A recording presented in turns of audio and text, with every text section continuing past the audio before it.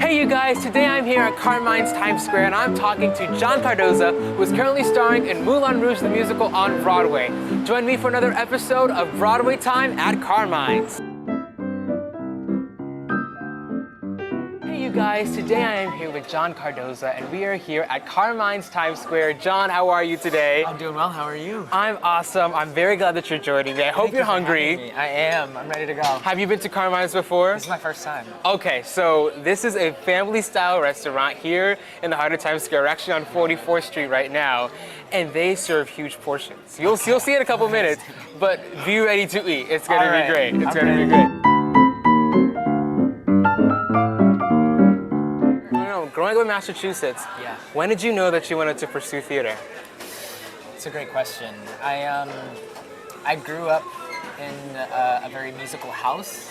My mom was a pianist when she was younger, and she played in for our church choir, and I always did the music programs at school, chorus and whatnot. But I didn't really understand that this was something that you could pursue and turn into a career and a lifestyle until I got to probably high school. But I mean, middle school, elementary school, I was doing the drama club. I was, participating on the local level where I could. And then it was somebody from a friend of a friend was going to the Boston Conservatory for composition. He came to see me in a show and he said, "Hey, this is something that you can do if you want to." And at that point, I just kind of set my sights on this full time. Yeah. Do you remember your first show that you ever did? My first show I ever did was Cinderella. Prince Charming. Oh my! So from the jump, you were a leading man. Apparently, I don't know. The funny thing is that I was gunning. I wanted to be the herald. The Jason Alexander role in the movie. Yeah. Yes, I wanted to be the herald so bad. Really? I was like, okay, I guess I'll be the prince. I guess I'll. You know what? I have a similar story. We were doing Into the Woods in middle school. Sure. And I really wanted Jack, and I was like, I'm going to be Jack. And I got Baker, and I actually got really mad about it, and I got in trouble. In fact, they were like, Joel, like this is the lead, and I was like, I don't want to be the baker. Like what? I ended up having fun, obviously, but both great roles. Well, both great roles. Yeah. You're playing Christian in Moulin Rouge. Yeah. I got to see you last week. You were incredible. Thank you so much. But you've been with this role for almost a while now. Tell me, in what ways do you relate to Christian, and what has it been like for you jumping back into this role? Yeah, I toured with the show for 6 months, which maybe feels like a long time when you say it that way, but when you're on the road, it felt like no time at all. Right. So I kind of, by the time I was getting ready to leave, it felt like I was kind of just scratching the surface of understanding and developing this character, and so I hoped that at some point it would come back around, that I could continue the work that I started out there, and so the fact that it's happening in this capacity is like beyond me. Yeah. But yeah, I mean, it's amazing to come back to it with another year of life under my belt. I'm looking at the material differently. I have a new Satine, which automatically sort of like reframes your show. She is so much of your show, and my performance can't exist without hers. So in so many ways, this is a brand new take for me as well. But yeah, I mean, Christian and I, we're deep feelers, and we are, I think, romantics at heart, in every sense. And it's, one of my favorite things about him is the fact that he never shies away from, the ugliness of life. There's a lot of beauty that he relishes and basks in, but there's an underbelly, and he's not afraid of that either. He wants to feel everything. He wants to feel life, no matter what the cost. And doesn't always handle it well. I think we should have a conversation about like Christian. He's the best choices. Yeah. He doesn't always handle it well, but you know what? I admire his wonder and awe and curiosity for life, and yeah, I think we have a lot of crossover in that way. Moulin Rouge is such a party. Yeah. And how do you keep yourself centered and focus on the story in such a party? I mean, when I was watching the show, I thought it was interesting. You guys run out right in the middle of the opening number where so much is happening already. How do you keep yourself focused and, thinking about the character and the story amongst the party that is Moulin Rouge? Yeah, I mean, that is one of the big challenges of the show, is that it is so spectacular and larger than life that without roots, it really kind of loses its, what I think is its power and its depth, which is that at the core of the story are these two, well, I mean, more than two, but for Satine and I, it's these two very human people who want very specific things, and keeping, for Christian, I think it's keeping your eye on what you came here for, which is the adventure and to experience life on its very deepest level. You know, like when I think one of the most profound moments for him is probably Nature Boy, which is a moment of silence for him. He really doesn't speak in that scene; he just listens. But that is the essence of who he is when he comes to this place. It's to listen and to experience and to absorb, more so than, you know. Of course, he ends up partaking, but he's there to absorb. And so for me, it's just, yeah, I mean, it's a lot of time off stage grounding myself before the show. You know, I think a lot of people have like the pre-show ritual of like pumping themselves up. For me, it's the opposite. I am like rooting myself into the floor. Wow, I'm listening to very calming music. Things that I think set me up for success. I think he needs to sort of feel, at least at the beginning, like the antithesis to the spectacular. He needs to be the root.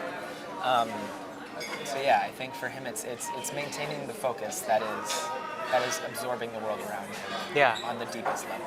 Yeah, I love that. Talk to me about tour life. I think tour life is so interesting. It is. What was it like touring at a show like Moulin Rouge? Amazing. I had never toured before, and I really didn't know what to expect. And I had an absolute blast. You know, I'm somebody who loves to travel and see new places anyways. I'm a big road tripper. I love a road trip. Yeah. And this was like the ultimate road trip. You know? Yeah. And getting to bring like theater at this caliber to parts of the country that don't always have access to it. Audiences are so appreciative and so enthusiastic, which was surprising to me, you know? Like I wasn't sure how, you know, a show that is as large as this is gonna land on folks who don't have access to this all the time. And so it gives you a chance to develop a relationship with audience members who really fall in love with the show while you're there.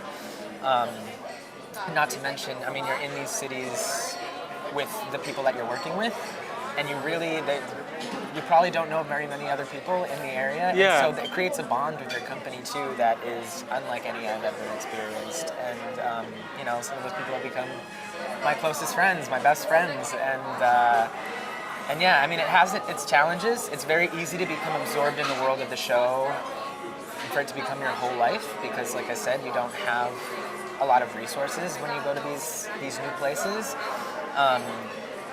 But you know, it really sets you up for success in terms of being able to focus on what you're out there to do. So I had a great time. That's amazing. I mean, I'd be crazy not to talk about The Notebook. Sure. It was a highlight of the season last year for me. Being able to just see that show and see all you guys together was wonderful. I'm so proud of it. Originating a role on Broadway. Talk to me about it. It was unbelievable. It was, you know, originating role has been the like pinnacle dream for me. Right. Forever.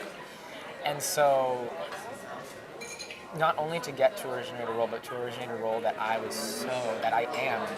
remain so passionate about and so proud of.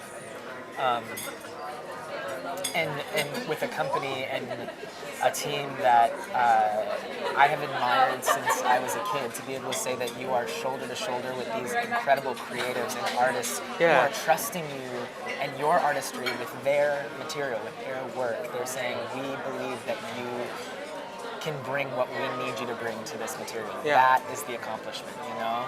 It's one thing to create the role, it's another thing to have, you know, your idols, your mentors looking at you saying, we know that you can do this, go do it. That is the accomplishment, you know? So I'm always proud to have given everything that I had on any given day on that stage. I love that so much. Okay, I want to know, this is my last question for you. Please. Do you have any favorite moments or memories doing Moulin Rouge on tour, or maybe even on Broadway now? Yeah. I can give you two. Okay, so one is, of course, Courtney Reed was my first Satine ever. Yeah. She is my ride or die, my best friend. She will be till the end of time. And she's just so funny. And, I think when we first started together, she was like, oh, I thought you were so serious. I thought you were so serious. I love to have a good time. I love to laugh. Yeah. And there was just, there were a few days on stage. She is a character and a clown. And sometimes you're trying to bring that energy back up so you can get to the end of, on tour you have 5 show weekends every weekend. You're doing Right. 2 on Saturday, 2 on Sunday, 1 on Friday. While touring. Yeah. Yeah. And she is the queen of cracking me up. And we were on stage in a very, very serious scene. Yeah. And it was sort of like the moment that things clicked for us. And we were like, oh, we're going to be friends forever. Okay. Uh-huh. And it's a very, very serious scene, rehearsal scene 2. She comes in adorned in like the Duke's garments. And I'm like, okay, what are you wearing? Like, why are you dressed like this? Why are you letting him do this to you? And she goes, what? Her line is, what, make me happy? And then our mics are cut off and they start talking and we look at each other and she goes, it's couture. And I just thought it was the funniest thing. I was like, yeah, you're right, it is couture and I can't argue with that, But she just had so many little moments like that where she would pepper in these little side comments as soon as the mic came off and I was like, I can't work like this. Yeah, come on, Courtney Reed. Then on a more serious note, when I got to Broadway, a really cool moment for me was there was a day where I had to shadow Aaron because I had to learn the offstage traffic of the show. And Aaron, for me, and for many people, is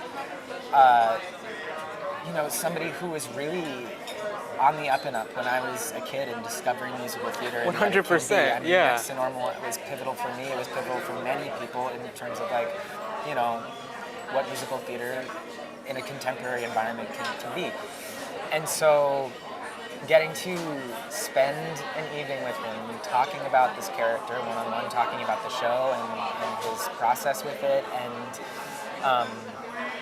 just life and artistry and maintaining this kind of schedule and maintaining this lifestyle because he's been doing it for so long now that he is a wealth of knowledge, and finding him to be as kind as he has been inspirational for me growing up was a very cool moment for me, very full circle to sort of like sit down with somebody who has been so inspirational to you and say, okay, I'm going to take the reins from this person, and they support me in that. That's a really cool place to be. Yeah.